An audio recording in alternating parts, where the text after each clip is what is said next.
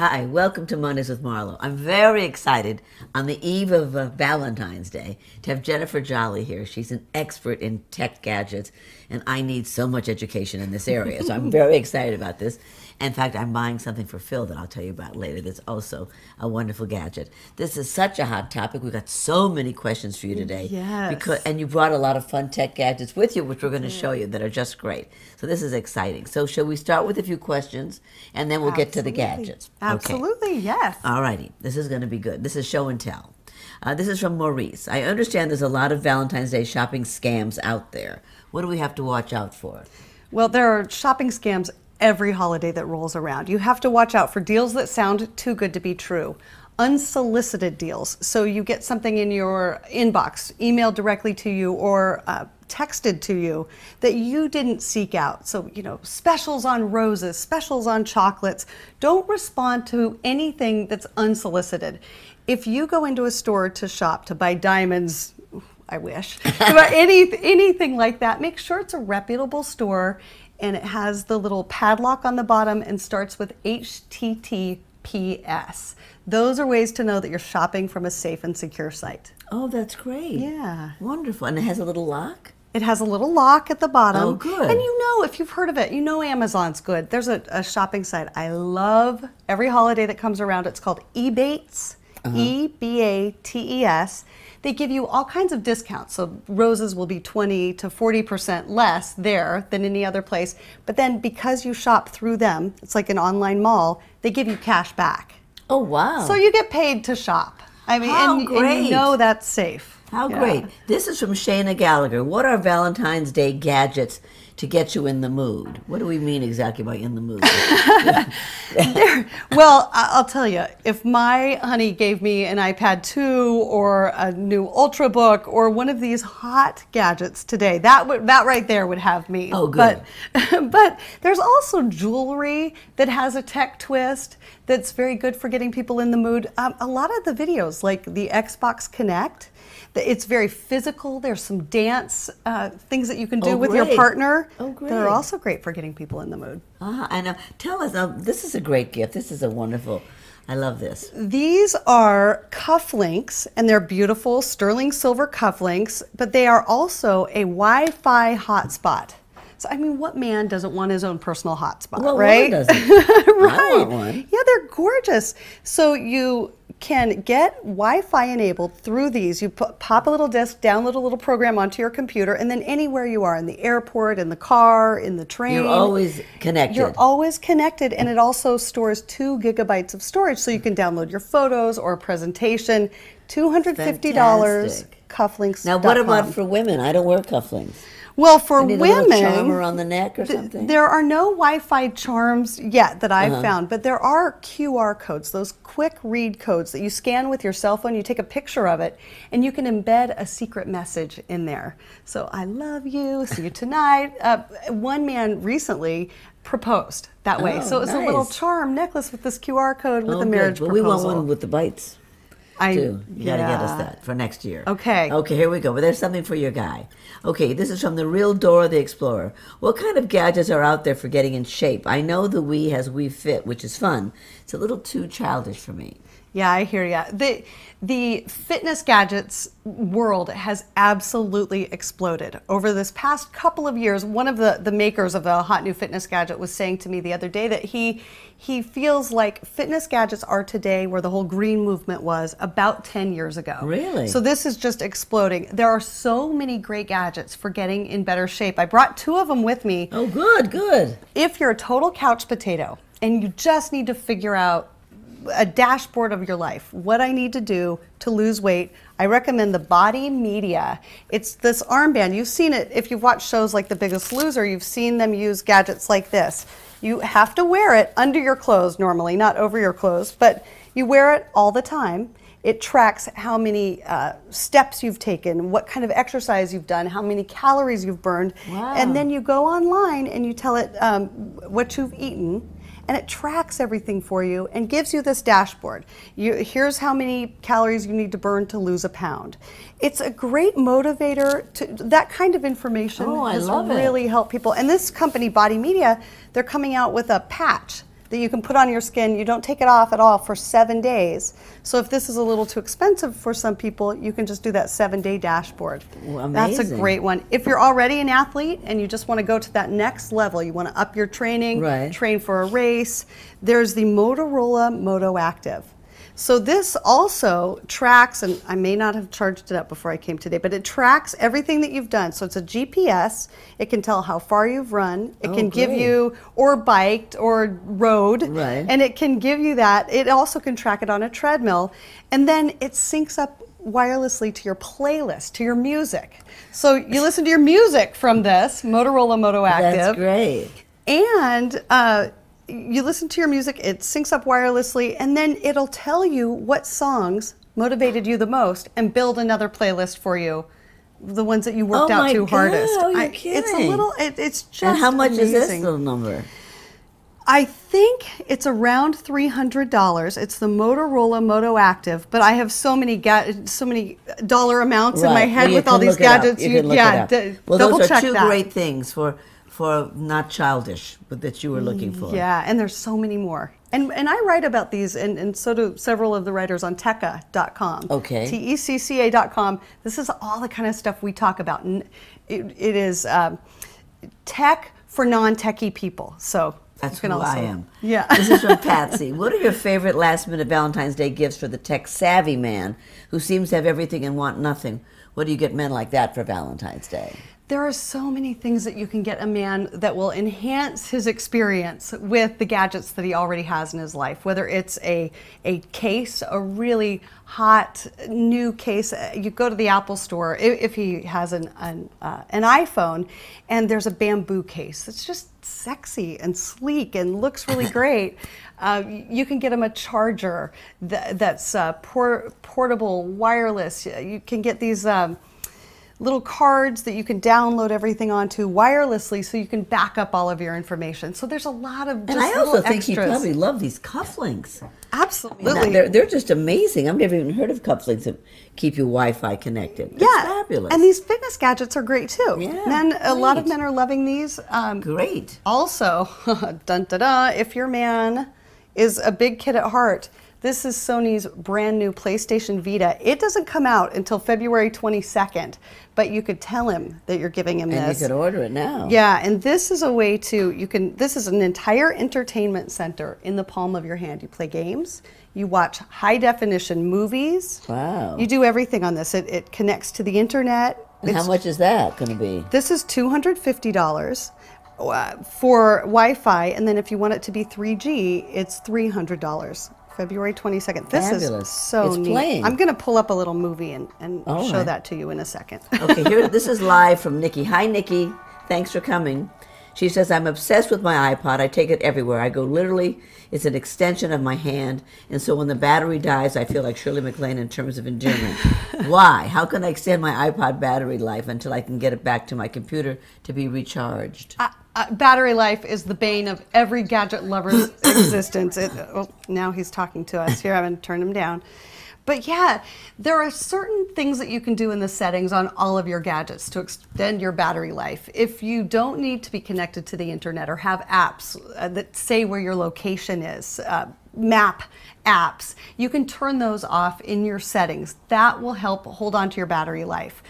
Another thing that you can do is make sure that it's set to go on sleep mode 1 minute, 2 minutes. And again, you just go into your settings and you scroll down and you'll find ways to set this. So letting it be off every time you're not listening to it, those are great. There are also some Mophie, M-O-P-H-I-E. I have that on my iPhone. Yeah, they I make love that. some on-the-go chargers. Yes, yeah. And you can just take those with you and get a Yes. little more. But those are the two main Yeah. things to extend Yeah, your battery You charge life. it at home and then you take it with you, and it's the charger that's already juiced up. Yeah, and it doesn't give you a ton of extra time, maybe an hour. Yeah, but it at the gets you to the most. next place where you can plug in. Right, and I do carry a plug-in Oh, I do too. charger now, Absolutely. and you have one in the car. And when Right. you're in the car and you have one in the car, plug it in. Plug it in. Yeah. That's what I do too. This is from Patricia. What do you think about the cyberbullying epidemic? And what are some good ways to fight back? This is such an important question. These are all such good questions.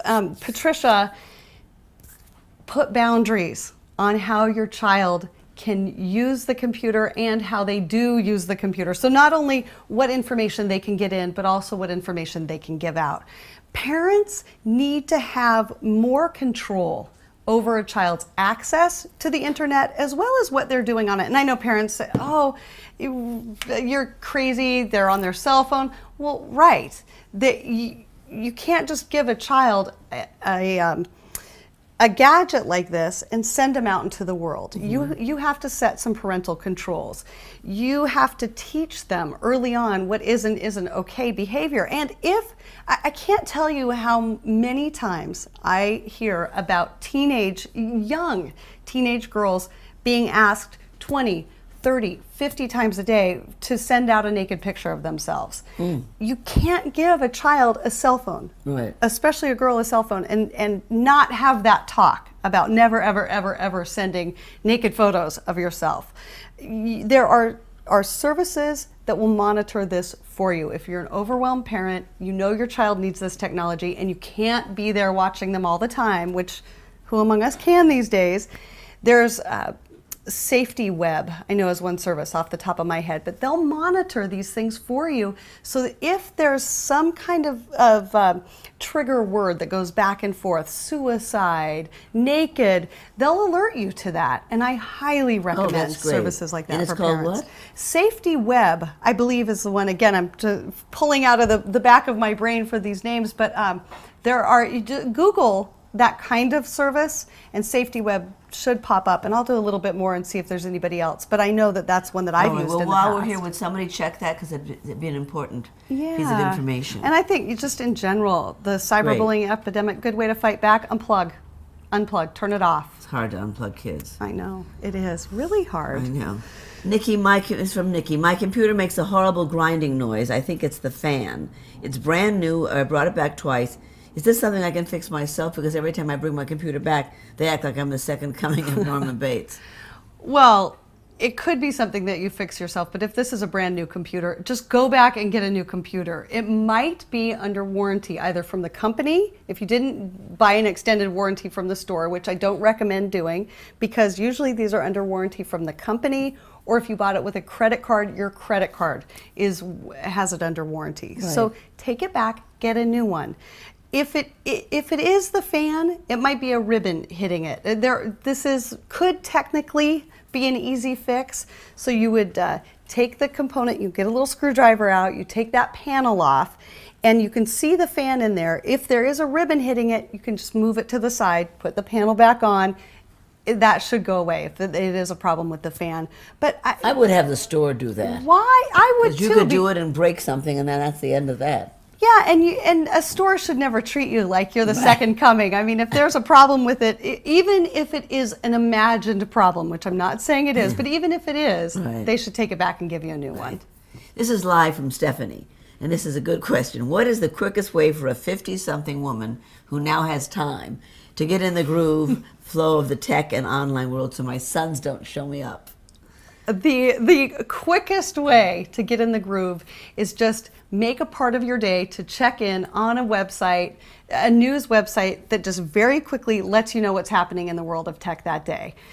Whether it's some new app to use on your iPhone or the latest hot video on YouTube, go to that site that disseminates that information for you. Yeah, of course, I love Tekka, of course, but Huffington Post has a fabulous tech section, and it's not necessarily deep tech. You don't have to understand engineering language, but here's what we're all talking about and thinking about, whether it's a new company takeover, the hottest thing on Facebook. But I would say that's really the best way to get up to speed quickly. I think so too. Yeah. Now this is interesting. This is from Hans von Ritten. Is there any place that'll clean, devirus your computer and not take a full week like Best Buy does?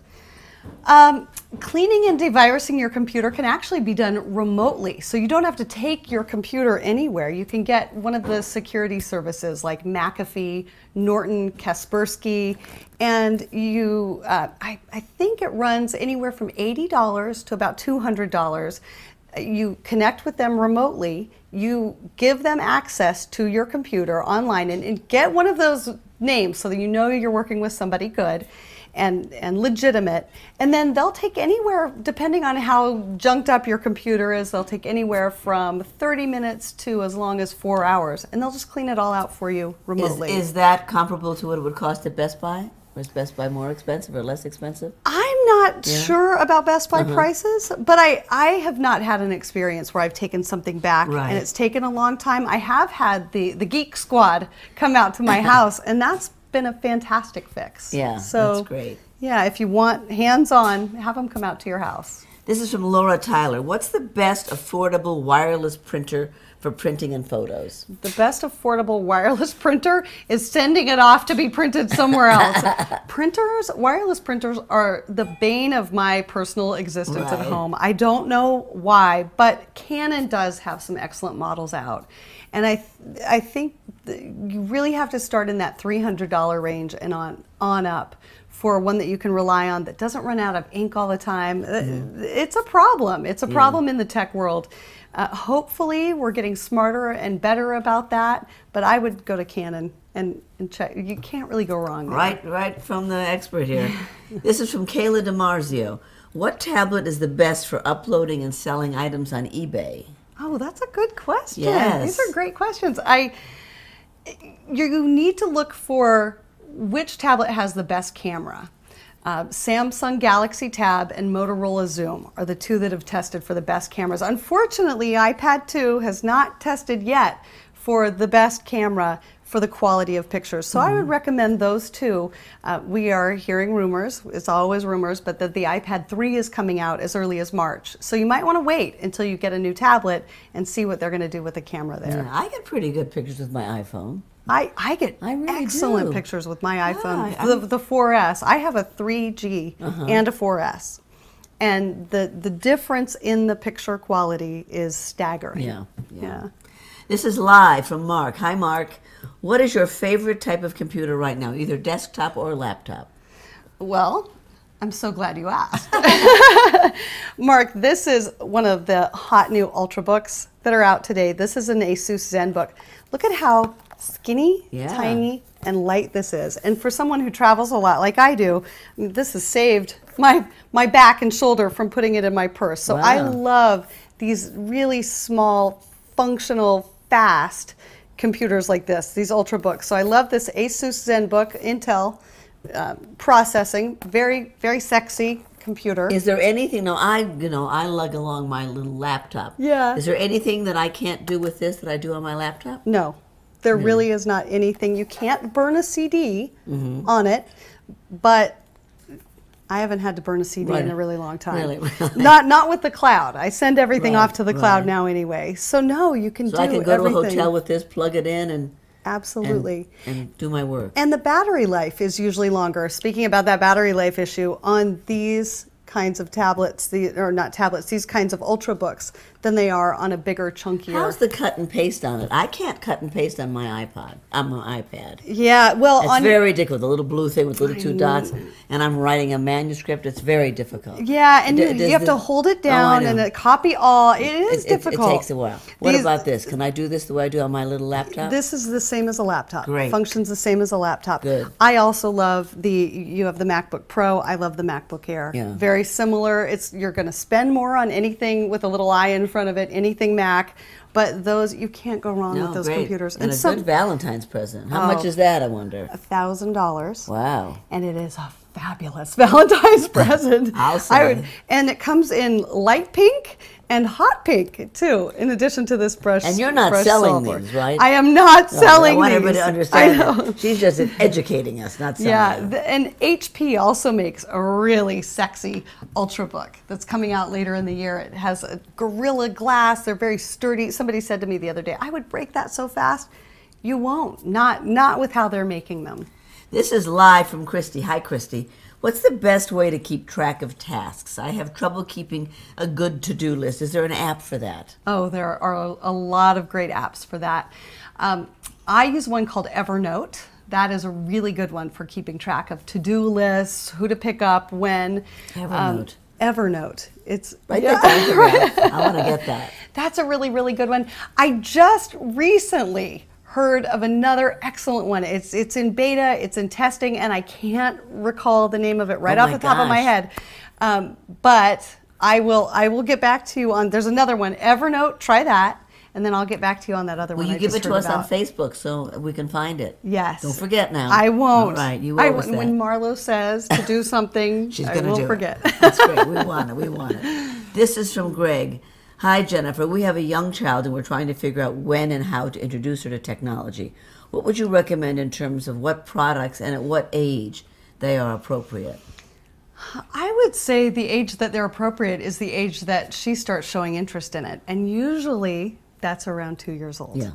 And there's some great gadgets out there. I was just over at the Toy Fair here in New York City, and I saw Mattel has some amazing gadgets for really young minds. There's a thing called an Aptivity Monkey, and it's really this stuffed animal that you put your iPhone in. Oh. And then the iPhone interacts with the stuffed animal on an app that you download. Wow. So things like that are really good. Yes. And it's easier so that they won't, you don't want your baby to break Right. your gadget. And they do make some child-specific tablets and TVs and things like that.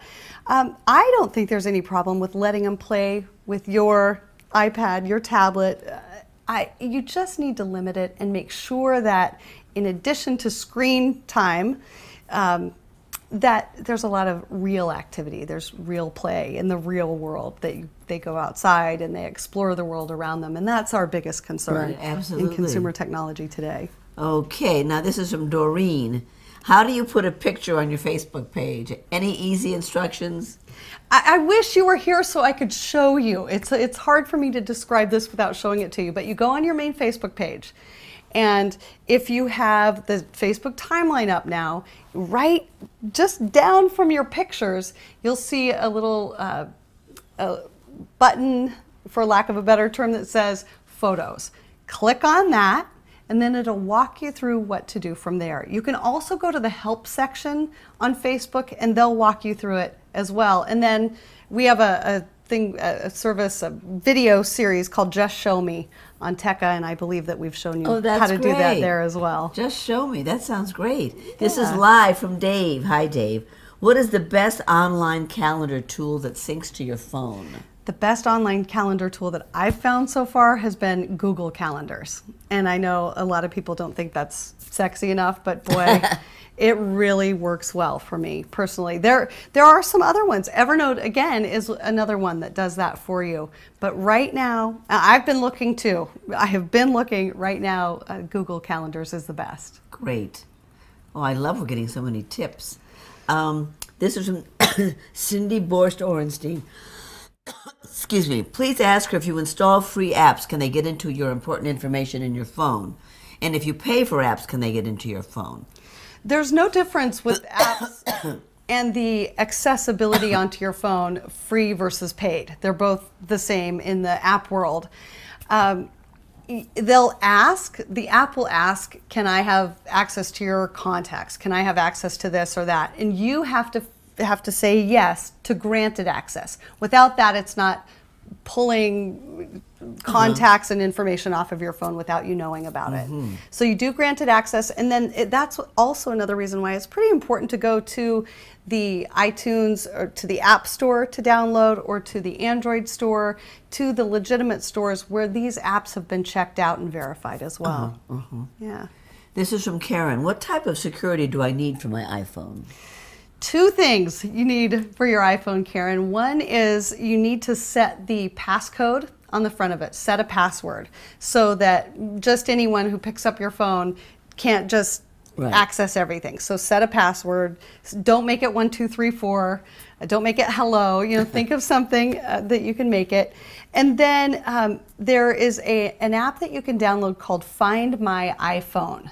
It is genius. It will help you locate your iPhone, and I have done this so many times. Left it in a taxi. I left it the other day at a restaurant. You go onto your laptop or you can sign in from any computer anywhere, any tablet, and it'll physically show you on a map where your phone is. So that's fantastic. You can also set it to lock the screen, or you can have a private message put on there. You know, if this is found, please call so and so. Oh, that's great. And you can also have it take a picture of somebody who tries to turn it on and use it so you can see who's got your phone. And this works across several devices. There's Gadget Tracker that works on laptops and tablets. This is called Find My Phone? Find My iPhone is the best for iPhone, and then there's other services that do this for all of your gadgets. Like Gadget Tracker is one that I've worked with before. Wow. This is a good question. I'm sure a lot of people are going to be interested in this. This is live from Gracie. I'm going on a 3-week road trip across country. What tech tools do I absolutely need to have for the trip? My friend and I both have iPhones. You both have iPhones. Well, I would think that you would want to listen a lot then to music. There's one, I just thought of something I was going to check here for you, Gracie. There is, I think music would be a really good one. So a way to stream, if you have your iPhones, to stream your music in your car. There are different devices that you can get for that fairly inexpensively from the iTunes store. You also might want to download an Instagram on your phone so you can take really beautiful pictures on your iPhone and dress them up. You can have them do all kinds of different things. It makes your pictures look a little bit better. And then what else do you need? What about a GPS?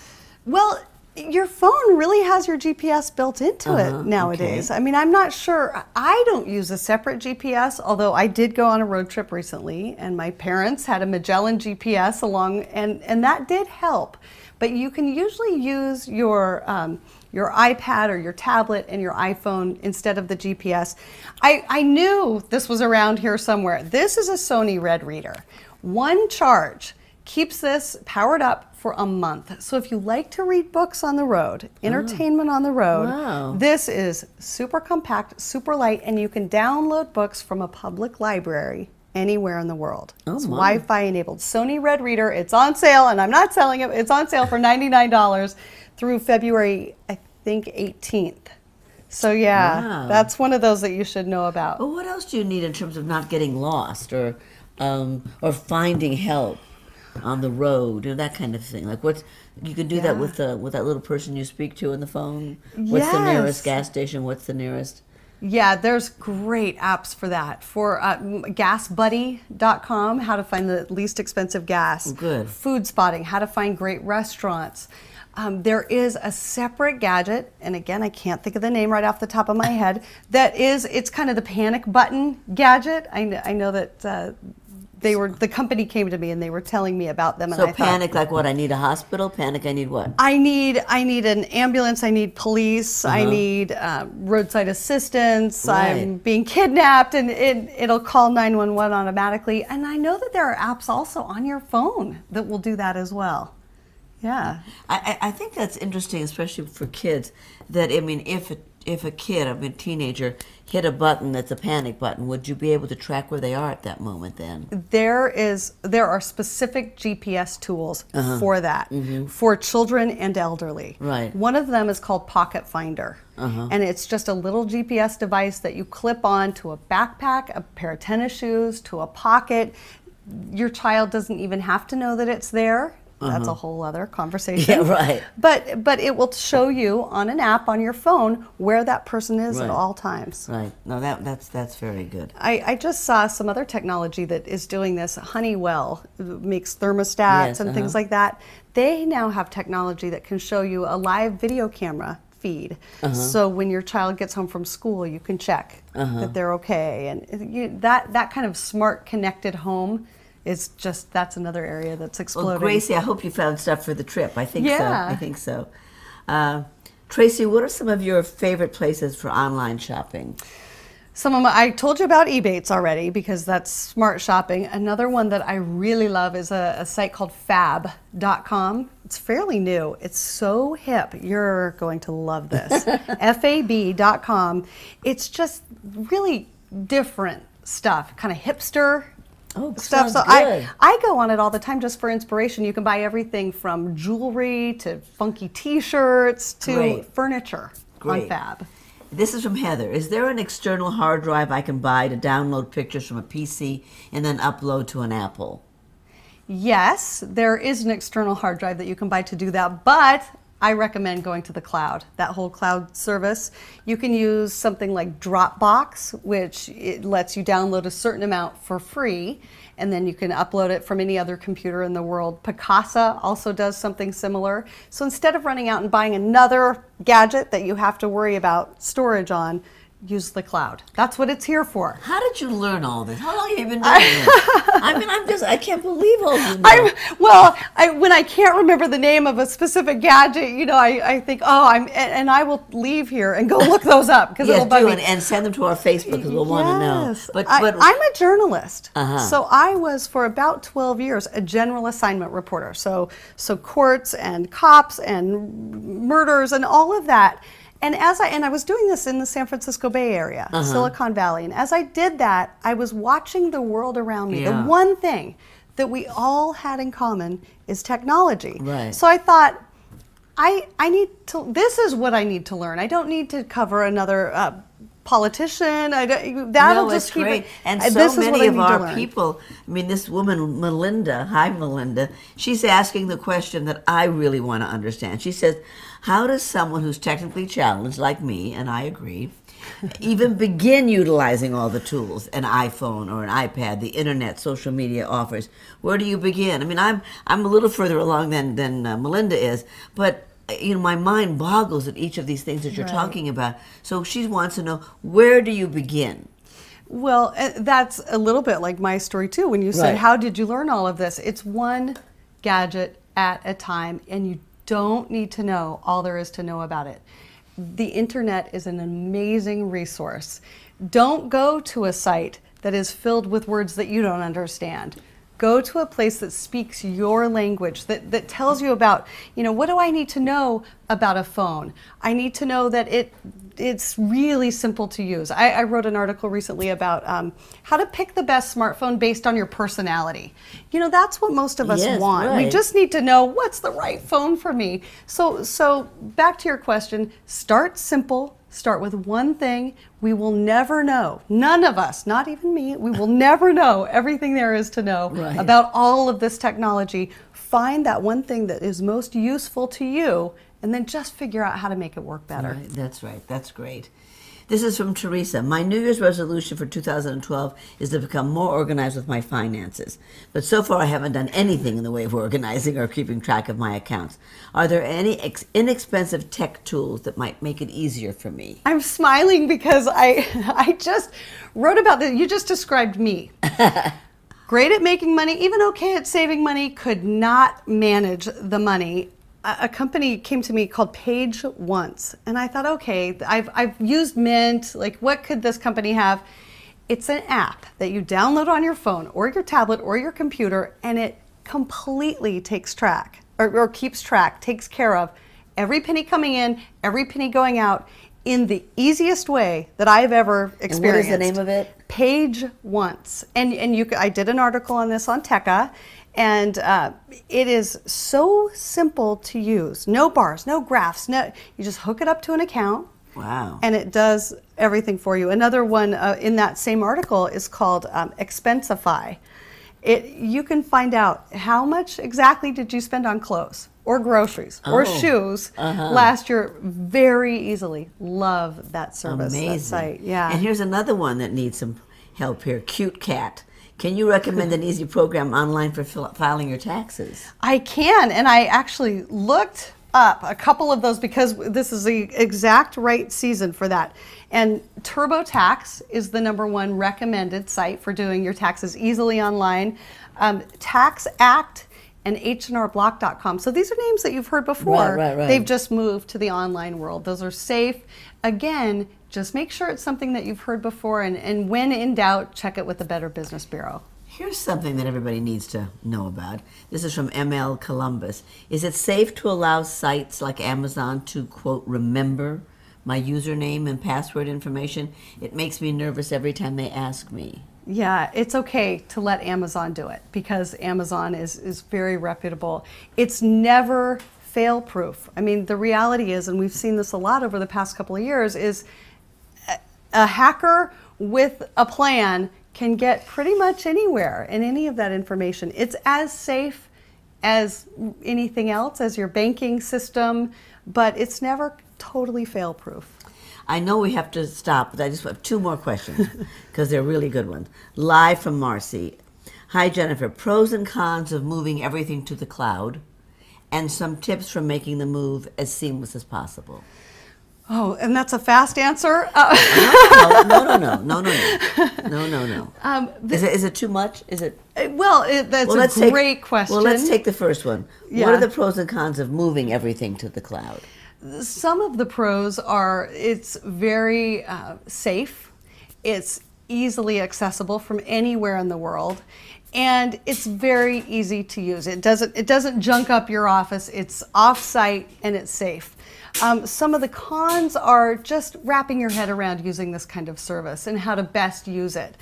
A lot of times they'll automatically back up your data for you, so even if their computer farm in North Carolina goes down, your information is still safe, and that's one of the pros.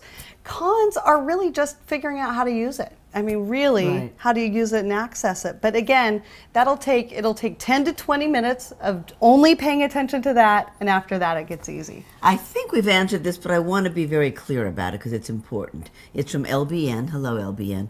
What kind of devices are best to keep track of your kids when you aren't with them, like when they're going to and from school? Is there a name of something that we can tell people? PocketFinder.com is one of them that I know about. There are a lot of them out there. They've even made some shoes for elderly people that have these kind of trackers in them. But for kids, Pocket Finder, there are also several apps. If they have an iPod Touch, if they have an MP3 player that has apps on it, there are apps that you can use as well. But those are a little bit easier for them to mess with. So Pocket Finder is a good one. Good. And one last one. This is another one that I think is important. It's live from Nikki. Hi, Nikki. Do you know any good free music apps? I'm sick of coughing up $1.29 for iTunes for music, and I'd like to download some tunes without worrying about racking up my credit card or having to run out and buy an iTunes gift card. So are there any good free music apps? Spotify is fantastic. That's a great free music. The problem that you get with free music sites is that these artists have to be paid somehow. So instead of going to the store and buying a record, we're going to Apple and downloading something from iTunes. So you still have to be careful that you do it legally. There are different rental sites out there. You can rent music. But yeah, Spotify I would try. There are several others. Audible.com does some of that kind of giving you some music. But just be careful when you're talking about music for free that you're not leaving the artist out of it. That again is more of a philosophical debate. I mean, much longer debate. You gave them a name, though. Spotify. Okay. And this last one, my dad wants to find a way to track unknown phone numbers on his caller ID. Can you do that? You've just finally stumped me. I do not know a way to do that. My sense is there probably is a way to track unknown numbers, but I don't know how to do it. Well, I'm going to find out. I'm glad they don't, though, because, I mean, if you want to keep some privacy, you should be able to without being hacked into. There are apps and services that you can turn down any unknown calls. So that they can get a recording on their end that says this caller doesn't accept unknown calls, and they have to go find a phone that will tell a number. Exactly. Well, we're not only out of time, we're way over out of time. But this has been so great. I want to buy everything. I have to just figure out. I have to make my priority list. Thank you for coming today. Happy Valentine's Day. I hope you found something. And we'll see you next time.